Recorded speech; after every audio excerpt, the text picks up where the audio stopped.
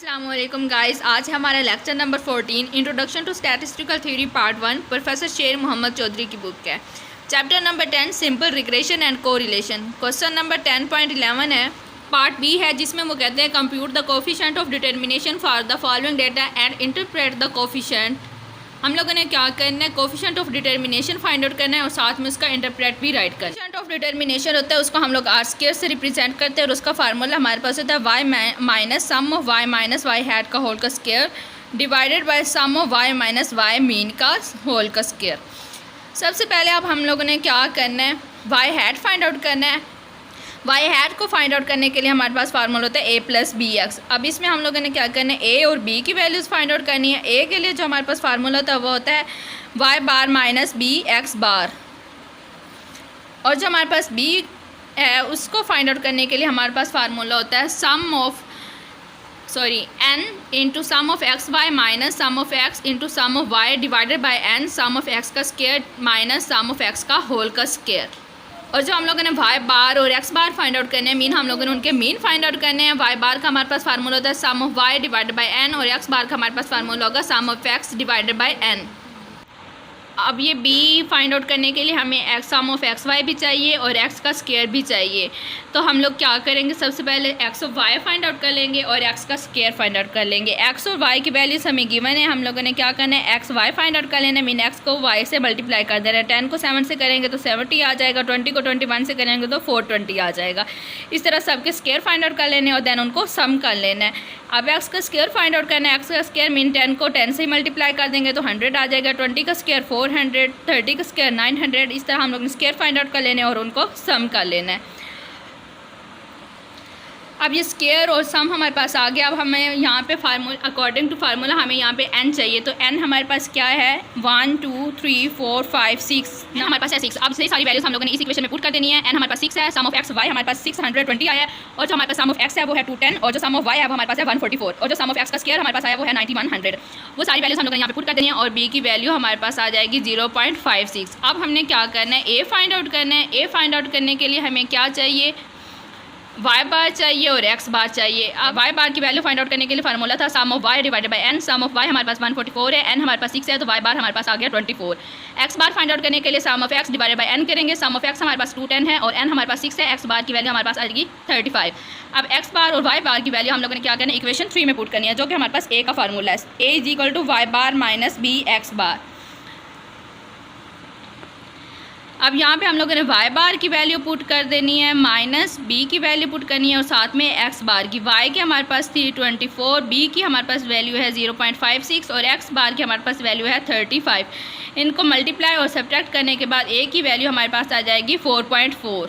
अब हमारे पास ए की वैल्यू भी आ गई और बी की वैल्यू भी आ गई। अब हमने क्या करना है, इसको रिग्रेशन लाइन में पुट करना है, यानी कि इक्वेशन नंबर 2 में Y bar is equal to A plus B X. A की वैल्यू भी हमारे पास है और बी की वैल्यू भी है, तो हमारे पास रिग्रेशन लाइन हमारे पास बन जाएगी 4.4 प्लस 0.56 एक्स। ये हमारे पास रिग्रेशन इक्वेशन बन गई है। हमें क्या चाहिए, वाई हैड चाहिए। तो अब हम क्या करेंगे, ये जो रिग्रेशन इक्वेशन है इसमें एक्स की वैल्यू को पुट करते जाएंगे तो हमारे पास वाई हैड की वैल्यूज़ आ जाएंगी। अब टेबल में हम लोगों ने एक और कॉलम बनाना है जो कि वाई हैड का है। ये जो हमारे रिग्रेशन लाइन हम लोगों ने फाइंड आउट की है उसमें हम लोगों ने एक्स की वैल्यूज़ पुट करनी है। रिग्रेशन लाइन हमारे पास है 4.4 प्लस 0.56। एक्स की पहली वैल्यू हमारे पास 10 है, दूसरी 20 है। इस तरह हम लोगों ने बारी बारी सारी वैल्यूज़ को पुट करते जाना है, हमारे पास रिग्रेशन लाइन आ जाएगी। ये हम लोगों ने रिग्रेशन लाइन की वैल्यूज़ फाइंड आउट कर ली हैं। देन हमने क्या करना है, अकॉर्डिंग टू फार्मूला हमें चाहिए वाई माइनस वाई हैड का होल का स्क्वायर। अब हमने क्या करना है, वाई में से वाई हैड की वैल्यूज़ को सब्ट्रैक्ट कर देना है, उसका जो भी आंसर आएगा उसका स्क्वायर कर लेना है। 7 में से 10 को सब्ट्रैक्ट करेंगे तो हमारे पास -3 आ जाएगा, -3 का जब हम लोग स्क्वायर लेंगे तो हमारे पास 9 आ जाएगा। इसी तरह सारी वैल्यूज़ के हम लोगों ने फाइंड आउट कर लेने हैं, लास्ट में उनको सम कर लेना है। उसके बाद साथ में हमें चाहिए वाई माइनस वाई बार का होल का स्क्वायर। तो वाई हमारे पास वैल्यूज़ गिवन है और जो वाई बार है वो हम लोगों ने पहले ही फाइंड आउट किया है sum of Y over N करके, तो उसका आंसर हमारे पास आया था 24। अब जो वाई की वैल्यूज़ होंगी उसको 24 में से सब्ट्रैक्ट करना है और उसका जो भी आंसर आएगा उसका स्क्वायर ले लेना है। 7 में से 24 को सब्ट्रैक्ट करेंगे, उसका जो भी आंसर आएगा उसका हम लोग स्क्वायर ले लेंगे। 7 में से जब हम 24 को सब्ट्रैक्ट करेंगे तो हमारे पास -17 आ जाएगा। -17 का स्क्वायर लेंगे तो हमारे पास 289 आ जाएगा। इसी तरह सारी वैल्यूज़ फाइंड आउट कर लेनी है, लास्ट उनको सम कर लेना है। अब ये दोनों हमारे पास वैल्यूज़ आ गई हैं, y माइनस वाई हैट का होल का स्क्वायर भी आ गया और y माइनस वाई बार का होल का स्क्वायर भी आ गया। अब ये दोनों वैल्यूज़ को हम लोगों ने क्या करना है, इक्वेशन नंबर 1 में पुट कर देना है। जहाँ पे हमारे पास sum of y minus Y hat का होल का स्क्वायर है, वहाँ पे हम लोगों ने ये वाली वैल्यू पुट करनी है 1015.2 एंड डिवाइड करना है 1564 से, और जो भी आंसर आएगा उसको 1 में से सब्ट्रैक्ट कर दो, या फिर हम लोग यहाँ पे इन दोनों का एलसीएम लेके तो भी आंसर निकाल सकते हैं। जिस तरह आप फाइंड आउट करना चाहें। तो वहाँ से हमारे पास आंसर आ जाएगा आर स्क्वायर का 0.351, जो कि हमारे पास है कोफिशिएंट ऑफ डिटर्मिनेशन।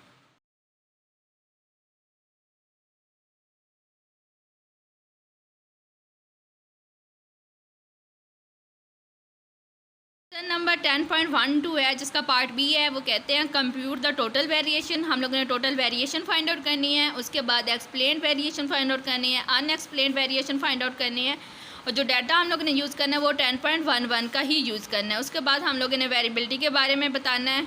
अब जो हमारे पास पार्ट बी है उसमें सबसे पहले हम लोगों ने टोटल वेरिएशन फाइंड आउट करनी है। तो टोटल वेरिएशन हमारे पास क्या होती है, sum of y minus Y बार का होल का स्क्वायर। तो ये हम लोगों ने 10.11 में फाइंड आउट किया था। यहाँ पे ये देखिए, ये हम लोगों ने y माइनस वाई हैट का होल का स्क्वायर फाइंड आउट किया था। ये हमारे पास है 1564। तो जो हमारे पास टोटल वेरिएशन है वो है हमारे पास है 1564। उसके बाद हम लोगों ने क्या करना है, अनएक्सप्लेन्ड वेरिएशन फाइंड आउट करना है। अनएक्सप्लेन्ड वेरिएशन हमारे पास होता है sum of y minus Y hat का होल का स्क्वायर। वो भी हम लोगों ने 10.11 में फाइंड आउट की थी, जो कि हमारे पास है 1015.2। ये देखिए, यहाँ पे हम लोगों ने y minus Y hat whole का स्क्वायर फाइंड आउट की थी। यहाँ से तो मैं आप लोगों को डायरेक्ट वहाँ से देख के बता रही हूँ, लेकिन अगर पेपर में क्वेश्चन आ जाता है तो आप लोगों ने सारा प्रोसीजर दोबारा करना है। हमारे पास x और y की वैल्यूज़ गिवन होगी, वहाँ से हम लोगों ने दोबारा से रिग्रेशन लाइन वगैरह फाइंड आउट करके ये सारा कुछ फाइंड आउट करना पड़ेगा। उसके बाद हम लोगों ने क्या करना है, एक्सप्लेन्ड वेरिएशन फाइंड आउट करनी है। तो एक्सप्लेन्ड वेरिएशन का हमारे पास फार्मूला होता है total variation minus unexplained variation. जो हम लोगों ने टोटल वेरिएशन फाइंड आउट की थी, उसमें से अनएक्सप्लेन्ड वेरिएशन को सब्ट्रैक्ट कर देना है तो हमारे पास एक्सप्लेन्ड वेरिएशन आ जाएगी, जो कि हमारे पास है 548.8। पार्ट बी में उन्होंने कहा था कि हम लोगों ने वेरिएबिलिटी के बारे में बताना है। कोफिशिएंट ऑफ डिटर्मिनेशन हमारे पास था 0.351, तो जो कि हमारे पास इंडिकेट्स क्या करते हैं कि 35% हमारे पास वेरिएबिलिटी को एक्सप्लेन कर रही है रिग्रेशन मॉडल में। तो यही हम लोगों ने राइट कर देना है। अब हमारे पास एग्जाम्पल नंबर 10.5 है, जिसमें वो कहते हैं calculate the product moment coefficient of correlation. हम लोगों ने क्या करना है, product moment coefficient of correlation find out करना है। एक्स और वैल्यूज़ वाई की वैल्यूज़ हमें गिवन है, तो हम लोग फाइंड आउट करते हैं। कोफिशिएंट ऑफ कोरिलेशन को हम लोग आर से रिप्रेजेंट करते हैं, और उसका जो फार्मूला है वो हमारे पास है N sum of X Y minus sum of X into sum of Y divided by N sum of X का square minus sum of X का होल का square into N sum of Y minus sum of Y का whole का square और इनका square root. अब हमने क्या करना है, हमें यहाँ पे एक्स ऑफ वाई चाहिए, सम ऑफ एक्स चाहिए, सम ऑफ वाई चाहिए, सम ऑफ एक्स का स्क्वायर चाहिए, वाई सम ऑफ वाई का स्क्वायर चाहिए। तो हम लोगों ने ये सारी वैल्यूज़ को फाइंड आउट कर लेना है। एक्स और वाई गिवन है, सबसे पहले X of Y find out करना है। मीन एक्स की वैल्यूज़ को वाई से मल्टीप्लाई कर देना है। 1 को 2 से करेंगे तो 2 आ जाएगा, 2 5 10, 3 3 9, 4 8 32, 5 7 35। Sum of X find out करने के लिए एक्स की वैल्यूज़ को ऐड कर लेंगे तो हमारे पास सम ऑफ एक्स आ जाएगा 15। वाई सम फाइंड आउट करने के लिए वाई की वैल्यूज़ को ऐड कर देंगे तो हमारे पास 25 आ जाएगा। एक्स ऑफ वाई की वैल्यूज़ को भी ऐड करके उसका सम फाइंड आउट कर लेना है। देन हमें एक्स का स्क्वायर और वाई का स्क्वायर चाहिए। एक्स का स्क्वायर मीन एक्स की वैल्यूज़ को एक्स से ही मल्टीप्लाई कर देंगे। 1 को 1 से मल्टीप्लाई करेंगे तो 1 आ जाएगा, 2 का स्क्वायर 4, 3 का स्क्वायर 9, 4 का स्क्वायर 16 और 5 का स्क्वायर 25। इनको ऐड कर देंगे तो हमारे पास 55 आ जाएगा। अब वाई का स्क्वायर फाइंड आउट करना है। 2 का स्क्वायर 4, 5 का स्क्वायर 25, 3 का स्क्वायर 9, 8 का स्क्वायर 64 एंड 7 का स्क्वायर 49। इनको ऐड कर लेना है तो 151 आ जाएगा। अब ये सारी वैल्यूज़ हम लोगों ने इस फार्मूले में पुट कर देनी। एन हमारे पास क्या है, 1 2 3 4 5। एन हमारे पास यहाँ पे 5 है। 5 सम ऑफ एक्स वाई हमारे पास 88 है, सम ऑफ एक्स हमारे पास 15 है, सम ऑफ वाई हमारे पास 25 है। एन हमारे पास 5, सम ऑफ एक्स का स्क्वायर हमारे पास 55, सम ऑफ एक्स हमारे पास 15 है, 15 का स्क्वायर इंटू एन। एन हमारे पास 5 है, सम ऑफ वाई का स्क्वायर हमारे पास 25 है, सॉरी 151 है, और सम ऑफ वाई हमारे पास 25 है उसका स्क्वायर। अब ये सारी कैलकुलेशन करने के बाद हमारे पास आंसर आ जाएगा 0.7। अब क्वेश्चन नंबर 10.14 है, जिसका पार्ट बी में वो कहते हैं compute the correlation coefficient between the variable X and Y represented in the following data.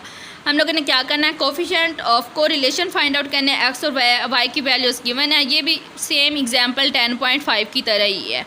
Same वही फार्मूला है r into sum of X Y, ये वाला फार्मूला हम लोगों ने यूज़ करना है। एक्स वाई की वैल्यूज़ हमें गिवन है, हम लोगों ने एक्स वाई फाइंड आउट करना है, एक्स का स्क्वायर फाइंड आउट कर लेना है, देन वाई का स्क्वायर फाइंड आउट कर लेना है।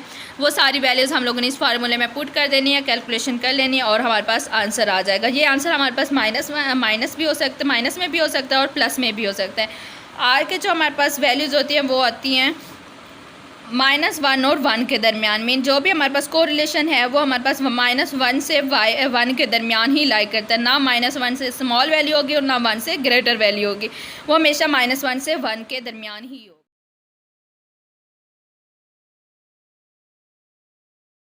अब इसी क्वेश्चन का पार्ट सी है जिसमें वो कहते हैं multiply each X value 2 and add 6 and multiply each Y value by 3 and subtract 15, find the coefficient of correlation. अब इसमें हम लोगों ने क्या करना है, जो हमारे पास एक्स की वैल्यूज़ है उसको 2 से मल्टीप्लाई कर देना है और हर वैल्यू में 6 को ऐड कर देना है, तो हमारे पास वो एक न्यू वैल्यू आ जाएगी। उसके बाद जो हमारे पास वाई की वैल्यू होगी उसको हम लोगों ने 3 से मल्टीप्लाई कर देना है और उसमें से 15 को सब्ट्रैक्ट कर देना है, तो जो हमारे पास न्यू वैल्यूज़ आएंगी उसका हम लोगों ने क्या करना है, coefficient of correlation find out करना है। क्वेश्चन में कहा गया है कि जो हमारे पास x की वैल्यू है उसको 2 से मल्टीप्लाई कर दो और उसमें 6 को ऐड कर दो, तो इसको हम लोग a का नाम दे लेते हैं। और जो हमारे पास y की वैल्यू थी उसमें हम लोगों ने क्या करना, 3 से मल्टीप्लाई करना था और 15 उसमें से सब्ट्रैक्ट करना था, तो एक न्यू वैल्यूज़ हमारे पास आ जाएंगी, उसको हम लोग m का नाम दे लेते हैं। अब हमने क्या करना, coefficient of correlation find out करना है। सेम वही हमारे पास फार्मूला होगा, बस अब जहाँ पे हमारे पास x है वहाँ पे हम लोगों ने a यूज़ करना है और जहाँ पे हमारे पास y है वहाँ पे हम लोगों ने m यूज़ करना है। फॉर एग्जाम्पल जी हमारे पास फार्मूला बन जाएगा n sum of a m minus sum of a into sum of m over n sum of a का square minus sum of a whole का square into n sum of m का square minus sum of m का whole का square और इसका square root. अब हमने क्या करना है, am फाइंड आउट कर लेना है, देन a का स्क्वायर फाइंड आउट कर लेना है और m का स्क्वायर। a की वैल्यूज़ वही है जो हम लोगों ने x को 2 से मल्टीप्लाई और उसको 6 ऐड करके निकाली है, और जो m की वैल्यूज़ है वो हम लोगों ने y को 3 से मल्टीप्लाई और उसमें से 15 को सब्ट्रैक्ट करके निकाली है। ये हमारे पास a की वैल्यूज़ हैं, ये हमारे पास m की वैल्यूज़ है। इन सारी वैल्यूज़ को हम लोगों ने क्या करना है, ऐड कर लेना है, तो हमारे पास सम ऑफ a आ जाएगा और m की वैल्यूज़ को ऐड करने से हमारे पास सम ऑफ y आ जाएगा। अब हमने क्या करना है, am फाइंड आउट करना है, तो हमने क्या करना है, a को m से मल्टीप्लाई कर देना है, मीन a की वैल्यूज़ को m की वैल्यू से मल्टीप्लाई कर देना है। 39 को हम लोग 10 से मल्टीप्लाई करेंगे तो 390 आ जाएगा। इसी तरह सारी वैल्यूज़ को मल्टीप्लाई कर देना, आंसर हमारे पास आ जाएगा 1218। अब a का स्क्वायर फाइंड आउट करना है, a की वैल्यूज़ का स्क्वायर ले लेना है, 10 का स्क्वायर 100, 14 का स्क्वायर 196। स्क्वायर फाइंड आउट करने के बाद हम लोगों ने उनकी वैल्यूज़ को सम कर लेना है, जो कि हमारे पास आ जाएगी 2144। देन हमने क्या करना है, m की वैल्यूज़ का स्क्वायर फाइंड आउट कर लेना है, 39 का स्क्वायर हमारे पास 1521 होता है, इसी तरह सो ऑन एंड सबको ऐड कर देना, तो हमारे पास आ जाएगा 2304। अब ये सारी वैल्यूज़ आई हैं, इनको हमने इस फार्मूले में पुट कर देना है। सम ऑफ a हमारे पास है 1218, सम ऑफ a हमारे पास है 108, सम ऑफ m हमारे पास है 90, a का स्क्वायर हमारे पास है 2144 एंड सम ऑफ a हमारे पास 108 का स्क्वायर, m का स्क्वायर 2304 एंड m की वैल्यू 90 और उसका होल स्क्वायर। n हमारे पास क्या है 1 2 3 4 5 6, n हमारे पास 6 है। सारी वैल्यूज़ को पुट करने के बाद हम लोगों ने कैलकुलेशन कर लेनी है और हमारे पास आंसर आ जाएगा -0.92। अब जो हम लोगों ने पार्ट बी किया था उसका भी आंसर सेम ही है और ये हमारा दोनों का आंसर सेम ही आएगा, क्योंकि हमारे पास एक कोरिलेशन की प्रॉपर्टी ये भी है कि it is independent of origin and scale. Mean हम उसमें कुछ भी ऐड करें या सब्ट्रैक्ट करें वो हमारे पास उस पर कोई उसका इफेक्ट नहीं होगा, मीन वो इंडिपेंडेंट है ऑफ ओरिजिन एंड स्केल के।